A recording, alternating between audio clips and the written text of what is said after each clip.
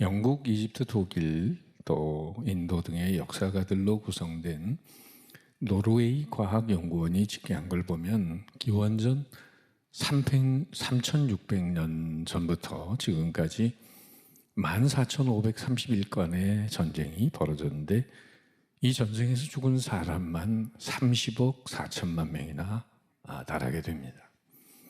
지구에 생존했던 전 인구의 4분의 1에 해당하는 사람이 전쟁으로 희생이 된 것입니다.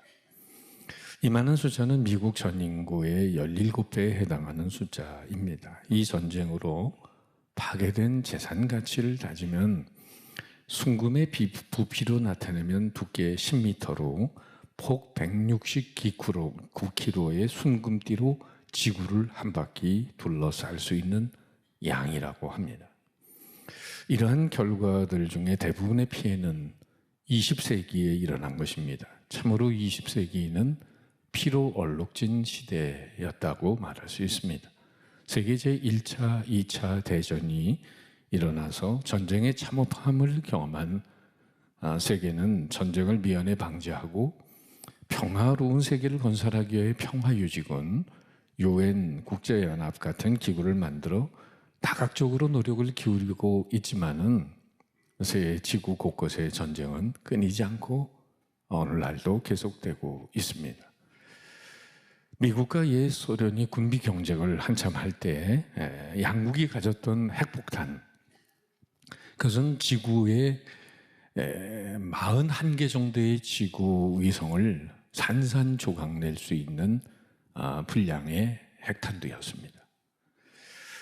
지금도 지구상에는 날마다 3만 5천 명이 식량이 없어 굶어가고 있는데 증오심과 그런 세력 확장을 위해 세계가 쓰는 돈은 연간 5,500억 달러에 이르고 있습니다.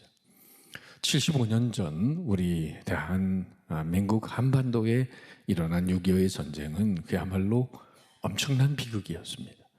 이 전쟁으로 인해 320만 명의 피난민이 생겨났고 전쟁 비망인이 30만 명, 고아들이 10만 명, 이산 가족이 1,000만 명이 넘었습니다. 전쟁 중에 전사한 남한 군인의 수는 13만 7천 명이 넘고 유엔군의 숫자는 4만 명이 넘었습니다. 여기 부상당하고 실종되고 포로로 잡혀간 군인들의 숫자를 합하면 77만 6천 명이 넘습니다. 어디까지나 이건 희생당한 남한 군인들의 숫자에 불과합니다. 그러면 민간인들의 피해는 어땠을까요? 사망한 민간인, 학살당한 민간인, 부상당하고 실종당한 민간인들의 숫자는 무려 249만 명에 달합니다. 그 중에 북한의 민간인 수가 150만 명입니다. 한국전쟁은 만 3년 1개월에 걸쳐서 한민족의 이 강토의 참혹한 비극을 안겨주었습니다. 엄청난 재산과 인명 피해를 가져다 주었고 그 상처는 아직도 아물지 않았습니다. 이런 비극을 안겨준 한국전쟁은 잊어서도 안 되고 또 잊지 못할 것입니다. 그렇다면 왜 평화를 추구하고 살아야 될 세상에서 인간은 전쟁을 일으켜야만 하는 것일까요? 왜 전쟁이 세상에 일어나고 있는 것일까요? 예일대학에서 역사와 문명을 가르치는 도널드 케이건이라고 하는 학자 교수님이 쓴 책 On the Origin of War, 전쟁의 기원이라고 하는 책에서 그는 오랜 연구 속에서 전쟁의 동기, 전쟁의 원인을 총괄적으로 세 가지로 말하고 있습니다. 첫째는 두려움 때문이다 하는 것입니다. 상대가 두렵기 때문에 부작용으로 발작을 해서 전쟁을 일으킨다는 거예요. 오히려 큰 힘이 평화의 기초가 된다는 것입니다. 이런 것을 학술적인 용어로 심리적 전쟁 동기론이라고 합니다. 두 번째 이유는 바로 이익 추구 때문이다. 그것은 실리적 전쟁 동기론이라고 말합니다. 경제적으로, 정치적으로 자기에게 자국의 유익을 위해서 생기는 전쟁입니다. 그리고 세 번째는 명예 추구 때문입니다. 소위 명분적 전쟁 동기론입니다. 세계 2차 대전 때 독일 사람들은 게르만 민족의 우월성을 주장했습니다. 그래서 유대인들을 수도 없이 학살했습니다. 또 일본 사람들은 아시아에서 자신들이 최고라고 그렇게 말합니다. 영국 사람들은 앵글로색슨족이 최고라고 말합니다. 이러한 승리자의 영예, 승리자의 영광, 개인으로나 민족적으로나 이런 것들을 자랑하면서 소위 명문적 전쟁 동기를 만들어 가고 있는 것입니다. 자, 그렇다면 성경에서 왜 전쟁에 일어난다고 말할까? 전쟁의 원인은 어디에 있다고 말하는 것일까요? 성경은 전쟁의 가장 중요한 근본 원인을 첫째, 인간의 죄악된 마음 때문이라고 말씀하고 있습니다. 전쟁의 역사라는 책이 있는데 몽고메리라고 하는 분이 쓴 이 책에서 그는 전쟁에 대해서 이런 한마디를 하고 있습니다. 전쟁의 진정한 적은 다름 아닌 인간 내면의 야수이다. 그러니까 여러분, 전쟁의 내면을 깊이 들여다보면 전쟁의 진정한 적이란 다름 아닌 인간의 내면의 동물적인 성향, 즉 죄악 때문이라는 것입니다. 오늘 죄의 형제 야고보는 야고보서에서 다툼의 원인, 싸움의 원인을 어떻게 말하죠? 1절, 2절 다 같이 읽어봅니다. 시작. 너희 중에 싸움이 어디로부터, 다툼이 어디로부터 나느냐? 너희 지체 중에서 싸우는 정욕으로부터 나는 것이 아니냐? 너희는 욕심을 내어도 얻지 못하여 살인하며 시기하여도 능히 취하지 못함으로 다투고 싸우는도다. 그러니까 싸움과 다툼의 근본 원인을 죄의 형제 야고보는 정욕과 욕심 때문이라고 말합니다. 정욕과 탐심만 물리치면 바로 사람은 행복하고 평화스럽게 살 수 있다는 말씀이죠. 옛날 미국에서 남군, 북군, 링컨 대통령 당시에 남북전쟁이 일어나지 않았습니까? 노예 문제로 인해서. 그럴 때 서로 양쪽에 다 하나님 믿는 사람들이 있는데 그들이 하나님이 누구 편일까? 이렇게 고민하면서 있을 때 링컨이 연설을 하면서 이렇게 말했답니다. 하나님이 어느 편에 계신가를 생각하지 말고 내가 하나님 편에 있는가를 생각하라. 그렇습니다. 인간끼리의 다툼이나 전쟁의 원인은 우선 인간이 하나님의 편에 서 있지를 못하기 때문입니다. 하나님과 멀어진 마음, 정욕과 탐심에 물든 마음으로 인해 시기와 질투로 이어져 전쟁이 일어나게 되는 것입니다. 남미의 아르헨티나와 칠레는 양국의 우호를 다지기 위해서 국경에 큰 예수님의 동상을 세우게 되었답니다. 그런데 이 동상으로 인해서 오히려 양국 간의 전쟁이 일어날 뻔했습니다. 왜냐하면 이 동상이 완성 단계에 이르렀을 때 칠레의 사람들이 말하기를 예수님의 동상이 칠레의 등을 돌리고 계시다라고 주장을 했기 때문이죠. 사실 동상 전면은 아르헨티나를 향했고 오히려 예수님의 동상 뒷면은 칠레를 향하게 세워졌거든요. 그래서 이 칠레인들의 마음을 굉장히 상하게 했어요. 예수님이 우리한테 등 돌리고 계시니까. 그런데 이것 때문에 전쟁이 일어날 뻔하는데 어느 칠레의 기자 한 사람이 재치 있게 신문에다가 이런 기사를 내므로 인해서 칠레 국민들의 마음이 완전히 누그러지고 화해 무드가 조성이 되는 아주 재치 있는 발의를 했는데 신문에 이런 기사를 실은 겁니다. 예수님의 얼굴이 아르헨티나를 향해 서 계시는 이유는 아르헨티나가 칠레보다 더 예수님의 보살핌이 필요한 나라이기 때문이다. 할렐루야. 예, 여러분, 이 기사는 칠레인의 고조에 된 감정을 가라앉히기에 충분했습니다. 한 사람의 이런 긍정적이고 평화적인 마음이 두 나라 간의 엄청난 비극을 막을 수 있었던 거죠. 자, 두 번째, 성경에서 말하는 전쟁의 원인은 하나님의 높으신 경륜과 섭리 안에 있기 때문입니다. 구약 성경에 보면 하나님의 백성들이 범죄할 때 하나님은 자기 백성들의 죄를 간과하지 않으셨습니다. 이방 나라들을 징계의 막대기로 사용해서 당신의 백성들을 징계하시고 이 징계의 한 수단으로 전쟁을 허용하시는 것을 우리는 성경에서 보게 됩니다. 사람이 가장 많이 죽고 죽이는 사건이 기록된 성경이 구약 성경 중에 사사기입니다. 사사기에 보면 사람들이 자기 소견에 옳은 대로 행하던 그런 방탕한 역사를 기록하고 있습니다. 하나님의 백성들이 타락하면 하나님 주변의 국가들이 그대로 침입하는 걸 내두십니다. 그리고 전쟁이 일어납니다. 그러면 하나님의 백성들이 하나님 앞에 간절히 기도합니다. 살려주세요.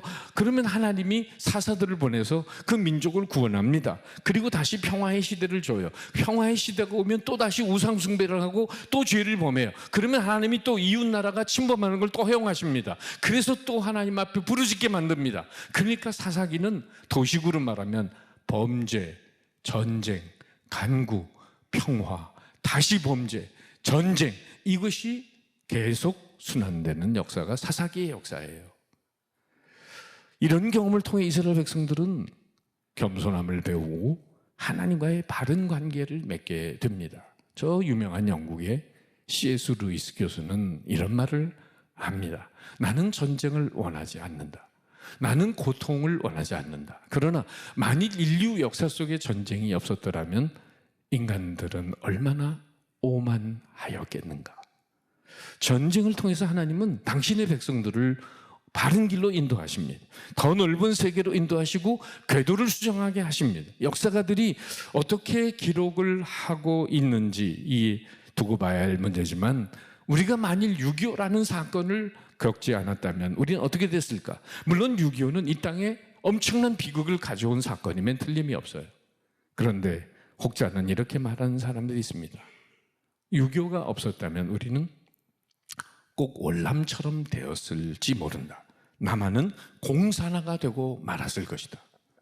공산화란 이렇게 전쟁을 통해서 이루어지는 게 아닌데 사상적으로 파고들면서 이루어지는 것인데 저 북쪽에서 너무 침략을 서둘렀기 때문에 그만 공산주의라고 하는 악이 온 세계에 알려지면서 온 세계가 공산화되는 것을 막게 되었다라고 말합니다.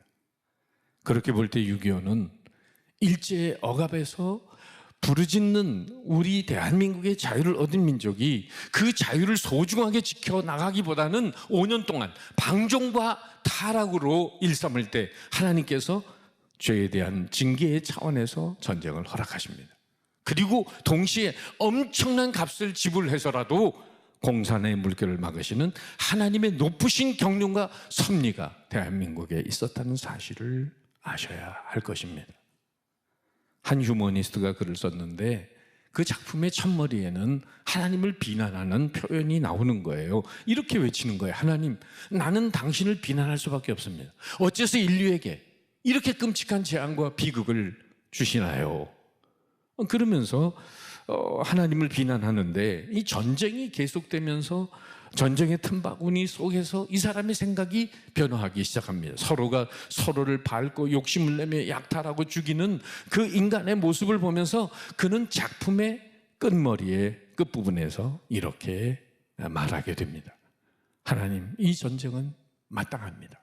인간의 더러움과 추함을 볼 때 이 전쟁으로 하나님의 공의를 나타내심은 마땅합니다. 나는 이 전쟁을 인하여 아무런 이의가 없습니다. 전쟁을 통해서 인간의 인간됨을 알게 되고 우리는 하나님의 하나님 되심을 각성하게 되는 은혜가 있는 것입니다. 그래서 사무엘상 17장 47절에 보면 다윗이 골리앗을 물리치러 나갈 때 이런 고백을 하잖아요. 전쟁은 여호와께 속한 것인즉, 즉 전쟁을 주관하고 다스린 분은 여호와 하나님이심을 고백합니다. 전쟁을 주관하고 다스리셔서 하나님은 당신의 뜻과 계획을 이루어 가고 계시다는 말씀이죠. 역대하 20장에도 보면 암몬과 모압이 유다 왕 여호사밧 시절에 공격해 옵니다. 그런데 유다 나라는 그 적들을 대응할 능력이 없습니다. 그럴 때 오히려 여호사밧이 취한 행동은 하나님 앞에 기도하는 것뿐이었어요. 역대하 20장 13절에 이런 말씀이 나옵니다. 유다 모든 사람은 그 아내와 자녀 어린 자로 더불어 여호와 앞에 섰더라. 뭐 하는 겁니까? 기도하는 겁니다. 어린아이들까지 여호와의 도우심을 구하며 금식하며 기도했습니다. 이때 유다 백성들의 기도를 들으신 하나님께서 레위 사람 야하시엘에게 성령으로 충만케 하사 이런 예언을 하게 하십니다. 우리 역대하 20장 15절 같이 읽어봅니다. 시작. 이 큰 일을 인하여 두려워하거나 놀라지 말라. 이 전쟁이 너희에게 속한 것이 아니요 하나님께 속한 것입니다. 여러분, 전쟁이 하나님께 속했다는 말이 무슨 의미입니까? 하나님이 허락하신 전쟁이라는 거예요. 전쟁을 일으키는 건 인간이 일으키지만은, 그러나 사실은 하나님의 손에 그 전쟁이 들어있다는 겁니다. 겉으로는 여러 가지 인간의 야욕 때문에, 인간의 이기심 때문에, 군사적인 이유 때문에 전쟁이 일어난 것처럼 보이지만 사실 하나님께서 그 전쟁을 주관하고 계시다는 사실을 알아야 합니다. 하나님께서 그 전쟁을 통해 당신의 높으신 뜻을 이루어 가신다는 것을 겸손하게 믿음으로 수용하는 은혜가 있으시기를 축복합니다.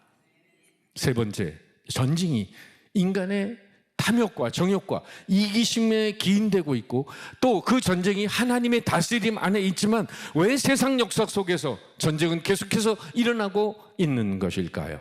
그 이유는 세 번째, 전쟁은 인간을 향한 경건한 삶에 대한 하나님의 촉구이기 때문입니다. 그것은 마치 탕자가 아버지의 재산을 받아가지고 가서 허랑방탕한 삶을 살다가 거지꼴이 돼서 회개하면서 아버지의 품으로 돌아오게 되는 것처럼, 우리는 6.25에 끝난 이 잿더미와 참상과 비극을 경험하면서 우리 민족은 경건히 하나님을 찾게 되었습니다. 이것이 한국교회의 오늘날 부흥의 기초가 된 거예요. 하나님은 일찍이 예레미야 선지자를 통해서 이런 말씀을 하셨습니다. 여호와의 말씀이니라. 너희를 향한 나의 생각을 내가 하나니 평안이요 재앙이 아니니라. 너희에게 미래와 희망을 주는 것이니라. 6.25가 비록 가슴 아픈 역사의 고통이었지만 전쟁을 통해 이 민족을 연단하시고 성장시켜 주셨습니다. 바로 하나님만 바라보는 민족이 되게 하시는 거예요. 재밌는 것은 보통 전쟁 이후에 영적인 부흥이 일어난다는 것입니다.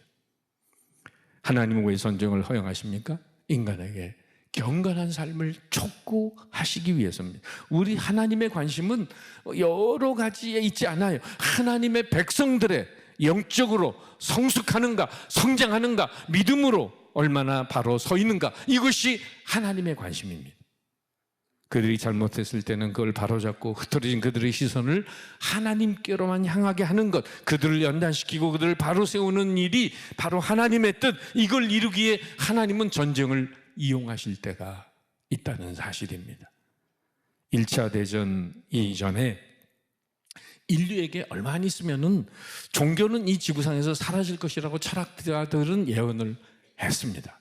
종교의 무덤이 생겨날 것이라고 큰 소리 치던 사람이 많았어요. 그런데 막상 세계대전을 겪으면서 이 세상에는 종교가 우후죽순처럼 생겨났습니다. 지금은 종교의 르네상스 시대가 됐어요.